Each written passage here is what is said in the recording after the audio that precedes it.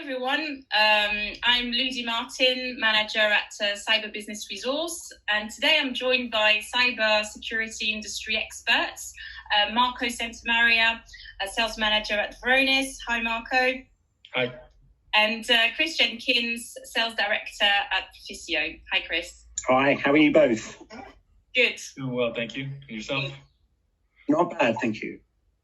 Great. Well, look, thank you both so much for joining me this afternoon, this sunny afternoon even. So today we'll be discussing how the current challenging times following COVID-19 have transformed the way we looking at recruitment in cybersecurity, but also getting some insights, from you guys, from where you sit, from, your own experiences in your organizations and in your positions. Onto how these current challenges can be overcome potentially, and how how businesses can still carry on growing through these times. So I suppose we'll start with some intros. I've already introduced myself, but Marco, please can you quickly give an intro of yourself and and your role? Sure, absolutely. Thanks, Ludi. So, as Ludi mentioned, my name is Marco Santamaria. I work with a company called Veronis, data security software solution, working with organizations, helping them to manage and protect the company's internal data. I've been with Veronis for 7 years now. Currently, I am the inside sales manager for Veronis in the UK and Ireland. I look over the business development function. My team are the ones who are hitting the phones every day, reaching out to our prospects in order to book meetings for the sales team to create opportunities. Great. Thanks, Marco. Chris, would you like to give ourselves an intro? Yeah, most definitely. So my name's Chris Jenkins. I work for Proficio. They're a leading global managed security service provider who have specialism and innovation around the MDR space. So currently I'm the UK sales and marketing director with a huge focus in regard to growing the presence of Proficio within the UK, but we do have our eyes set on in regard to growing out the EMEA market at the same time. So it's an exciting time, even though we're in this situation that we're in today and we're talking about, but it's a challenge, and I think that's what I'm looking for. It's all good at the end of the day. Great, thank you. Okay, so I guess I've got, a few questions to you both. So let's start with you, Marco. What has been your personal and professional experience of what's happening right now? How has it sort of changed your daily life? Sure. I mean, it's definitely different times now. I think some of us are used to working from home, but not in a capacity where we're forced to work from home. So I think everything with regards to our daily routine needs to change. How we communicate with our teams, how we communicate with our managers, how we even communicate in our own personal relationships. Everything has been adjusted from personal life all the way down to business. So, I think up and down, everything has had to be modified, looking for creative ways, even to do home workouts, just to keep yourself sane. Everything has had to have some sort of adjustment there. Quite, yeah, couldn't agree more. And what about you, Chris? It's interesting. So I'm only 1 month into working at Proficio. So I kind of got my job and got my placement sorted before this issue really hit the ground. And, I kind of feel sorry for people who feel they might be in limbo from a hiring perspective now. However, I've got to see things from two sides of the coin here. My very first day, I flew out to Barcelona, and that's when things started to really come on the news and on the radar about there being an issue. I was meant to then go the following week to California to do some training, induction, meet the people, etc. And that obviously had to be cancelled. So kind of from like 5 days in, I was kind of sat isolated from the rest of the business. And, and I think a very important part of being introduced as a new member into a company is the induction, is meeting the team. And if that's not done correctly, you could have someone who feels quite sort of distant from the company. So, I got to see the way Proficio worked, and they changed everything on the, it's a bit of a coin all of a sudden. And I was set out a very structured induction, which was a remote set of courses where at the end of for my time at the end of the day, which would be the beginning of the time for the US, because Proficio is an American-based company, I was having between 2 to 3 hours worth of training or induction at the end of my day, every single day. And in reality, that worked really well for me because it was bite-sized chunks of training. It was a way to have various people from the business do a direct induction with me. So I got to meet the team, specifically to myself. Whereas I've been in companies in the past where they've done induction courses and onboarding, and they wait to get 30, 40 people to be able to do that course. And some people might have worked for a company for 3/4 of a year before they join the course, which is pointless. So Proficio acted very well and did a good set of structured induction. And to me, that kind of made me think, okay, I'm feeling, they've made the effort for me. They're a structured company. They're doing things. So it gave me sort of really a positive feeling for the business going forward. And, I think that's key at the end of the day. If not only for those people who are trying to go through being recruited now, but those who are actually joining now, this is a key place. I mean, I think I read a stat not so long ago that 20% of all people who get recruited will potentially leave in their first month.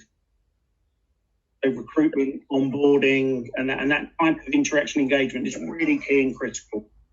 Couldn't agree more. Actually, I'd be interested to get your views, Marco, on, I don't know whether you have an opinion on how, new starters or onboarding, at this time for teams, and for organizations, how do you see that working?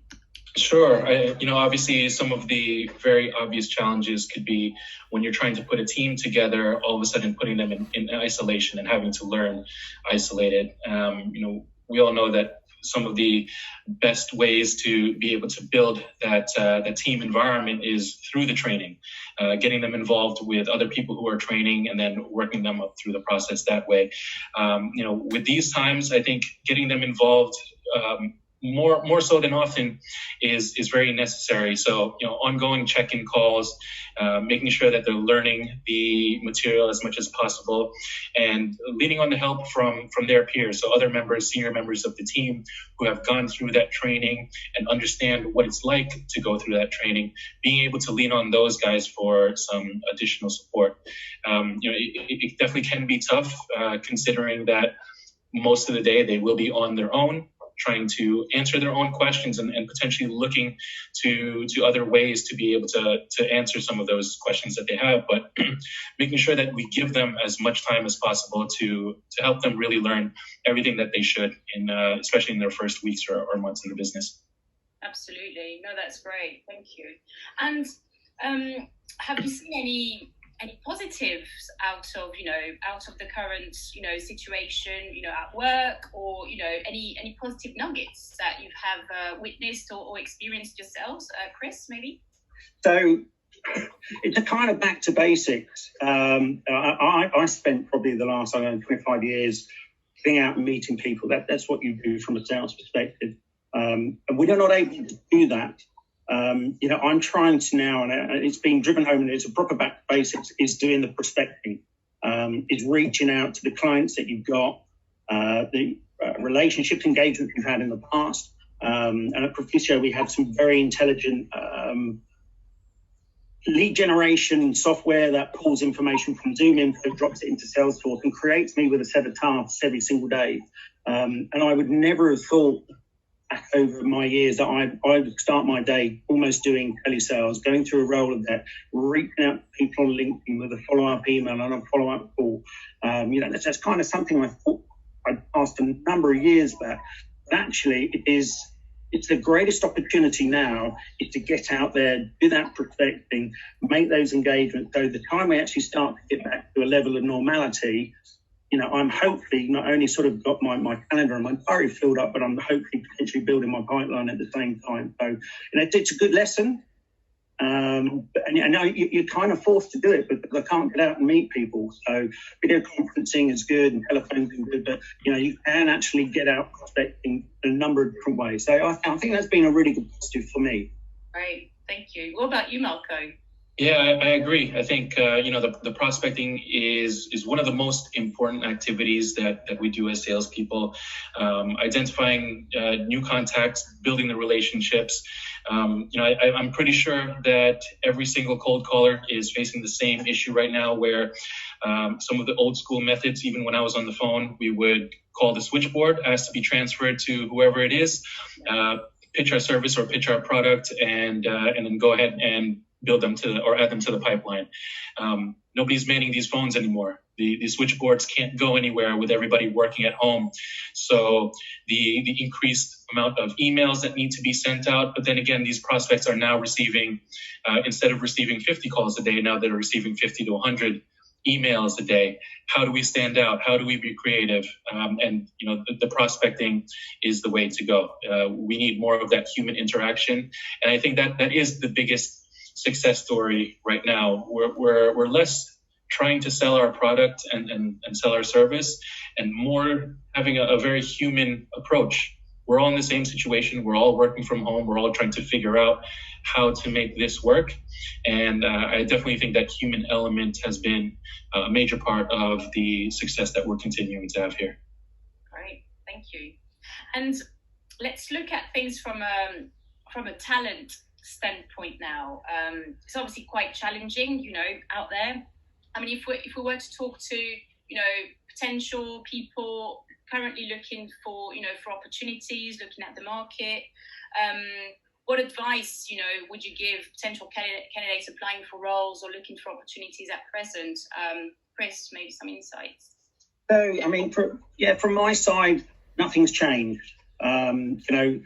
Companies, I appreciate that companies are now looking after their people, and they're looking how to work in the current situation that we're in. But, critical staff are always going to be needed.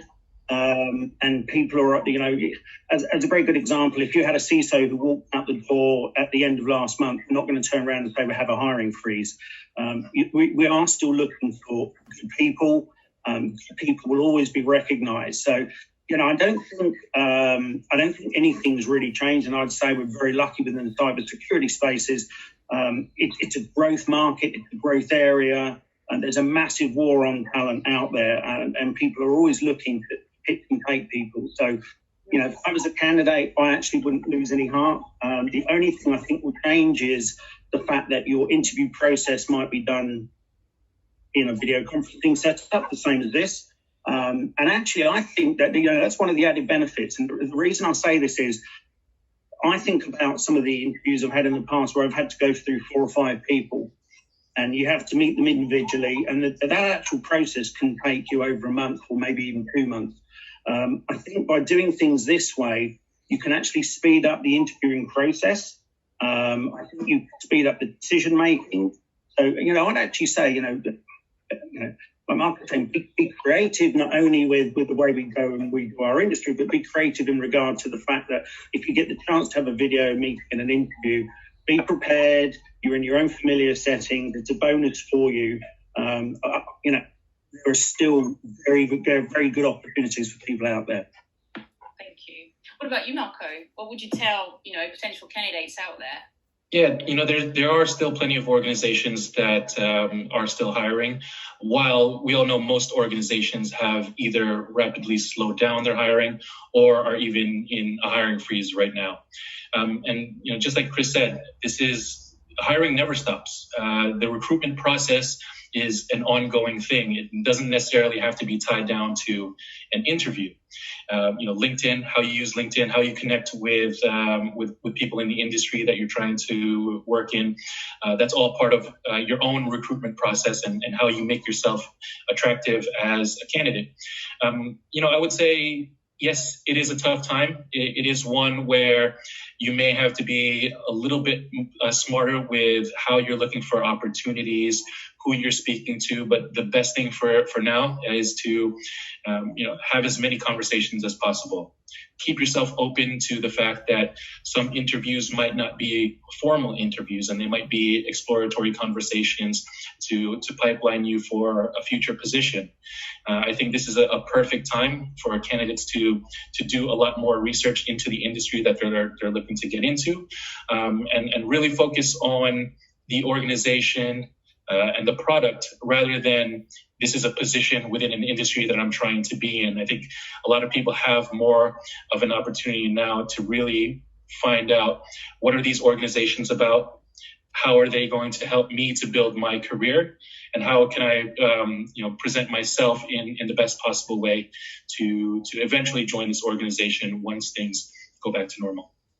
Great. Yeah, absolutely. Couldn't agree more. I think it's a good time to, polish up, LinkedIn profiles, CV, and do some serious, digging and research into those organizations. Yeah, no, that's great. And I suppose question to both of you. I think, Chris, you already sort of hinted on, how the changes towards the recruitment process. I mean, do you see those, say, the talent acquisition recruitment process changing moving forward? Do you think that we might take what we have learned on board and maybe apply it in the future? Yeah, no, absolutely. Like I say, you can take it back to the old way that we used to do it. Everything was done face to face, and having to meet 4 or 5 different people gives you an extended interview window. I think now that actually you could probably, and I believe you could speed up the interview process, and actually speed and agility in interviewing is really very key and critical, because I've been in the past where I've tried to bring people on board with previous companies, and I think getting time of people up the chain to sign off on an interview, or for HR to get something signed off, is that's when someone becomes a little bit disillusioned that the interview process has taken too long, and you lose good people. And I think actually a very good, well-structured interview process will make a candidate go, actually, I quite want to work for this company. I like that. That was very slick. That was very well organised.